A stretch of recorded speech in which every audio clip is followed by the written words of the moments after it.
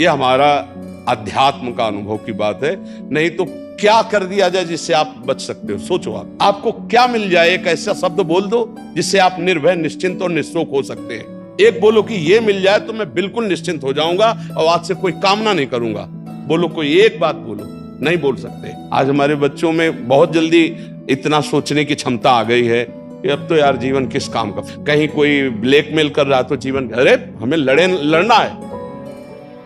ये जो बच्चा बोल रहा है कि हम भयभीत हो जाते हैं, हम शोकित हो जाते हैं, हम आगे, ये नकारात्मक सोच ही तो है। क्यों है? क्योंकि आधार नहीं है। आधार हो तो फौरन उसकी काट है। भगवान है ना, प्रभु है ना, ऐसा कैसे हो सकता है? हम उनका भजन करते हैं, हम उनके आश्रित हैं, ऐसा कैसे हो सकता है? महाराज जी, ये तो सोच रख लिया और इससे हम पार भी हो गए। महाराज जी, फिर जब असफल हो जाएं उसके बाद हमारा क्या मान्यता रहनी चाहिए? सही बात पूछो तो जब आप ऐसा करोगे तो असफलता में सफलता का ही आनंद अनुभव में आएगा। सकारात्मक सोच ही जीवन का सुख है। नहीं तो दुख और सुख और जय और पराजय ये टिकाऊ नहीं है। जैसे दिन टिकाऊ नहीं है, ऐसे रात टिकाऊ नहीं, ऐसे सुख टिकाऊ नहीं है, ऐसे दुख टिकाऊ नहीं। कोई सदैव विजयी नहीं रहता, कोई सदैव हारता नहीं, कोई सदैव सुखी नहीं रहता, कोई सदैव दुखी नहीं रहता।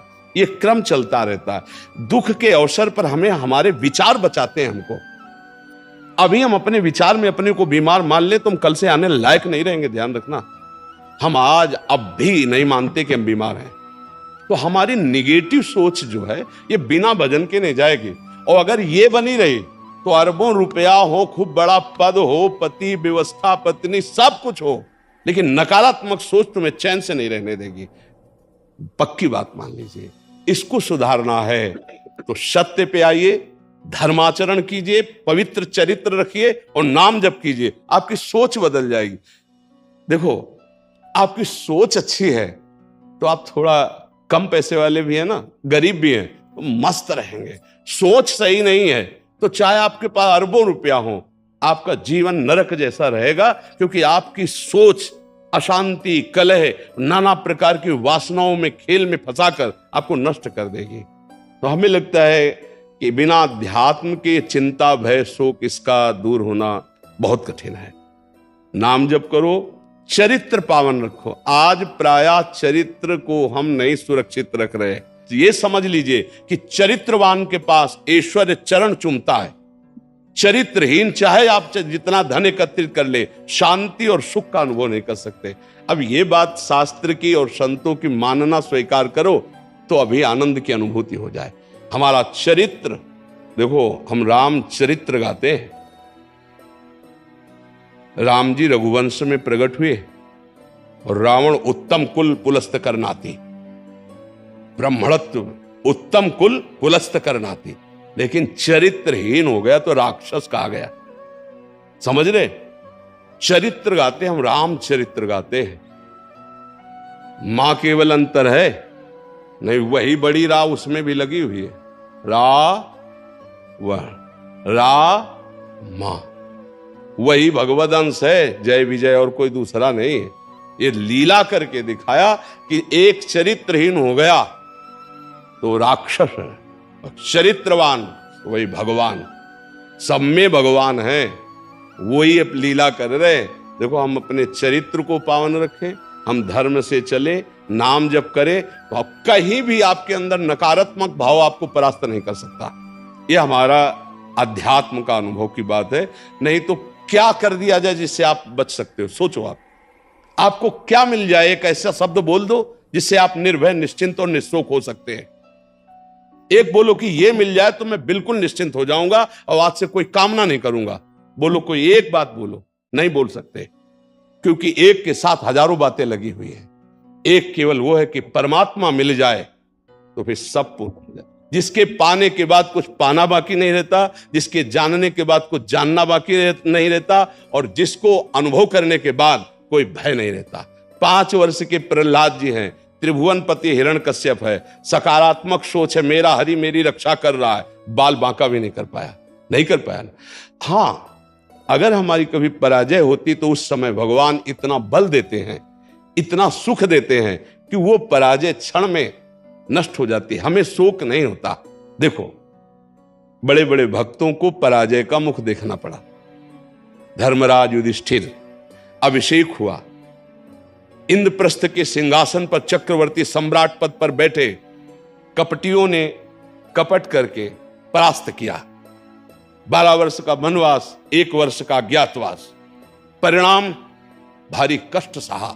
ऐसे महारथियों को छुप के रहना पड़ा, लेकिन परिणाम फाइनल पे आइए तो चक्रवर्ती सिंहासन पर महाराज युधिष्ठिर ही बैठे, उनके कुल में कोई नहीं रह गया, सब विनाश को प्राप्त हो गए। तो हमें लगता है धर्माचरण, भगवद आश्रय, पराजय कभी होती भी है तो वो विजय की ही आशा पुष्ट करती है, और भगवान इतना बल देते हैं कि पराजय उसे दुख नहीं दे पाती है। तो इसलिए हमें नाम जप करना चाहिए, भगवद आश्रित होकर के अध्यात्म को समझना चाहिए। आज हमारे नवीन बच्चे अध्यात्म को नहीं समझ रहे, तो बड़ी आचरण में बड़ी अपवित्रता आ चुकी है। आप देख लीजिए कैसे कैसे गंदे अपने जीवन को इन अवगुणों से युक्त कर लिया गया, व्यसन, व्यभिचार। अब ये अध्यात्म का ज्ञान ना होने के कारण अपना नाश कर रहा है।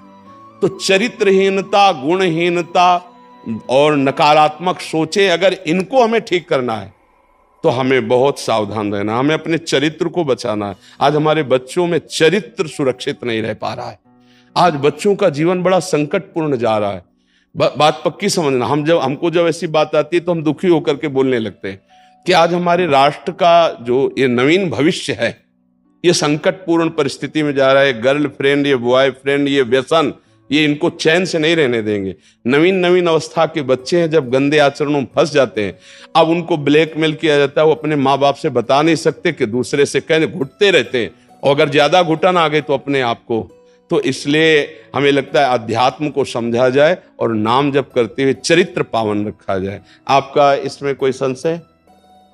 हाँ, आप अच्छे आचरण वाले बने, खूब नाम जप करें और धैर्यपूर्वक विश्वास रखें कि भगवान मेरे साथ हैं। अगर कभी ऐसी हार या पराजय या दुख आता है तो हम उसको सहने के लिए धैर्यवान रहें। हम उसमें इतना निगेटिव न सोच जाए कि हमारा जीवन से ही निराशा हो जाए। आज हमारे बच्चों में बहुत जल्दी इतना सोचने की क्षमता आ गई है कि अब तो यार जीवन किस काम का। कहीं कोई ब्लैकमेल कर रहा तो जीवन, अरे हमें लड़ना है। हम कल भी कह रहे थे कि बच्चों को चाहिए माता पिता से दोस्त जैसा व्यवहार करें, और माता पिता को चाहिए कि बच्चों से दोस्त जैसा व्यवहार करें। दोनों आमने सामने बैठकर उनके हृदय की बात को जानें और उनको दोस्त की तरह सपोर्ट करें, तो आगे बढ़ सकते हैं, वो दलदल में फंसे हुए निकल सकते हैं। नहीं तो कई ऐसे गंदे बच्चे होते हैं जो अच्छे बच्चों को अपने विषय जाल में फंसा करके उनके जीवन को बर्बाद करते हैं। बकाया नकारात्मक सोच के लिए नाम जप बहुत जरूरी है। चाहे आप स्त्री हो, चाहे पुरुष हो, चाहे गृहस्थ हो, चाहे विरक्त हो, जब तक नाम जप नहीं करोगे, आचरण पवित्र नहीं रखोगे, तो वास्तविक सुख का अनुभव नहीं होगा। नाम जप बहुत आवश्यक, इसलिए हम सबसे प्रार्थना करते हैं नाम जप करो, शराब मत पियो, मांस मत खाओ, पराई माता बहनों की तरफ गंदी दृष्टि से मत देखो, गंदे आचरण मत करो। ये मनुष्य जीवन ऐसे गंदी बातों के लिए नहीं मिला। गृहस्थी में हो तो धर्माचरण करते हुए धर्म पूर्वक विषय भोगो और नाम जप करो, भगवान को प्राप्त हो। जी।